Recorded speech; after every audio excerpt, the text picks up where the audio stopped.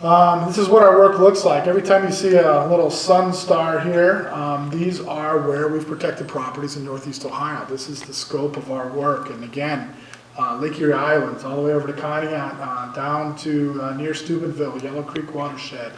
You know, this is out of Lake Erie drainage. There's things called hellbenders down there. We have properties that have snowshoe hares and rattlesnakes and black bears and bobcats that we protected. We've protected giant tracts of productive agricultural land that support the community. We've protected urban parks. We're revitalizing our areas in the urban core. This is the scope of our work, and it's a complement to the work that other park districts like Geauga Park and Cleveland Metro Parks and Lake Metro Parks have done. This is that private-public partnership that is really making Northeast Ohio a special place and setting the stage for it to be a modern community that has the amenities, the green space amenities, and agricultural infrastructure that is needed to retain the people that grow up here. So our efforts total through today, 150 public parks we've created, 9,400 publicly accessible acres. So it's not all private work that we're doing. There's a lot of public acres that we're doing. 215 working farms, 27,000 acres of farmland we've protected. Again, helping protect that economic, $105 billion economic driver that is farmland in Ohio. We permanently conserved 681 total properties, and we've, as of last year, reached the 50,000 acre milestone. We've already had about 400 or so properties, acres worth of properties closed this year. Last year we did almost 5,200 acres, which amounts to about 100 acres every week. So we are certainly proud of that. We are certainly passionate staff, and we're certainly driven to bring this to our communities, the communities that we all live in on the staff, but also the communities that you live in as well. So what can you do? Support our mission. It's not much different than the mission of the Geauga Park District. It's not much different than the mission of anybody that's trying to make a community economically sustainable and livable. You can volunteer with us. We do river cleanups and tree plantings all the time. Emily can help you out with that. Our events coordinator, Catlin, can do that as well. Get on our website, check it out. You can donate. You can donate annual fund, $50, $50,000, whatever you're good with. You can, people can donate their land to us. People have donated, a house in 1 acre. It certainly isn't a property that's going to be protected forever. But if you don't have heirs and you don't have somebody to take that, that becomes a $150,000, $200,000 gift to the Conservancy, because we will, sell that and use that towards our mission. So you can be creative with what you can donate to the Conservancy, and people are finding new and creative ways to do that with their estates or things within their estates. One of the things I stressed tonight, and one of the things that I guess we'll throw out for everybody here, is understand the economic impacts of conservation, both good and bad. I think part of the arguments against conservation really come down to the economics, but not everybody understands the benefits economically of farmland protection, or what protected properties in a community will do in terms of insulating the tax base. Those properties, we go all the way back to the maps where the sheriff sales were going on. If you notice, the areas that weren't turning blue were the areas closer to the parks. Those properties maintained their value. Those properties didn't lose hundreds of thousands of dollars in appraised value, and kept the tax base there, and also had value for those landowners that own those houses, and probably had a good portion of their life's work in terms of funding go into purchasing those houses. Those are hugely important to families. So understand those economic impacts of conservation, both good and bad. Keep in mind that when we bought this property for the Park District, it doesn't pay tax dollars anymore. That's a reality for Chesterland Township. Sure, it's nice to have this, and they'll say that they love it, and everybody I think does love this property, but 230 or 240 acres just came off the tax bill here for Chesterland Township, a township just like every other township that is struggling to figure out how to plow roads and not pass more levies. So we have to be creative, but we also have to be very strategic with the properties that we pick to protect, because they do have real impacts for the community. So also know the other side of that argument. Support community planning. This is a big part of what our strategic mission is.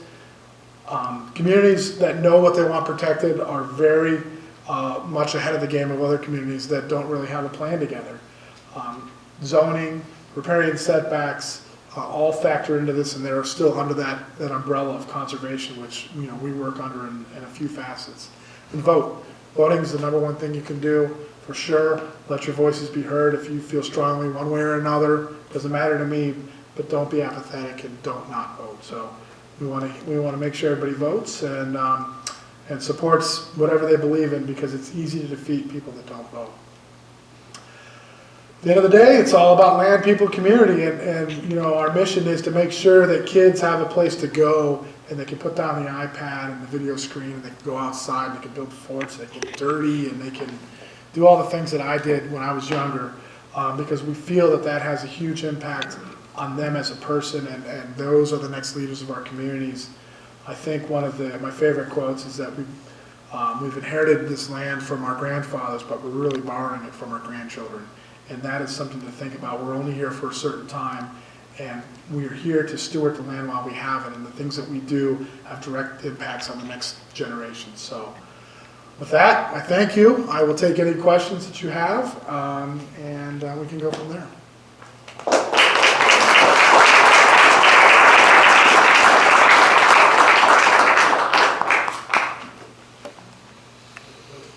We'll start over there. A couple of weeks ago, the Plain Dealer did an article on land banks. Yep. And they had about the same chart you did. But I remember opening the newspaper, looking at that chart, and they colored in every county that accepted and encouraged land banks, and left the others blank. Up in northeast Ohio, I found our county, Geauga. It was blank. Yep. Every other county around us accepted this. There you go. Ohio and Geauga did not. What's the difference in counties? What's going on here? The difference is political leadership. I think one of the things that has, is certainly offered to Geauga County, and our people at TCI, Jim Rokakis and Robin, met with Geauga County leadership, the commissioners, and discussed this. One of the things that's happening, one of the great things about Geauga County is it doesn't have a lot of urban problems. For better or for worse, there's not a big city like Youngstown or Cleveland or Akron or Warren where it has a problem. So that's one of the things. But Lake County has them, Painesville City, parts of East Lake, Ashtabula City, for instance. Land banks are a choice that each county has to make, whether they want it or don't want it. And it's really up to the community leaders at the time to decide if they want it or not. They chose not to, and that's fine. It's not for everybody. We're not pushing it on anybody. We're making it available, and that's typically what our answer has been to that. So.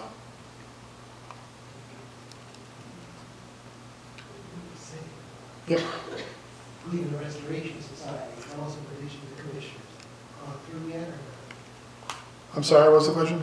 Cleveland Restoration Society. Get logos from the houses, leave the county commissioners accept some sort of funding. Sure. And I do not know if that's gone through yet. Yeah, and then again, those are decisions the commissioners make based on, their thought process and what they think is good for Geauga County. So. Yep. Tying in county politics to community planning, my observation that planning and zoning in Geauga County is rapidly moving into the 1970s.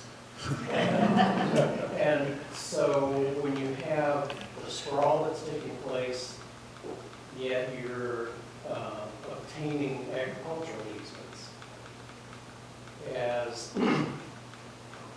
sprawl marches on, you're going to have these isolated farms that have agricultural easements on them. So what happens in the future when all that is surrounded by suburban Cul-de-sacs and houses and condos and everything else? Yeah. I mean, the easement is in perpetuity. It is.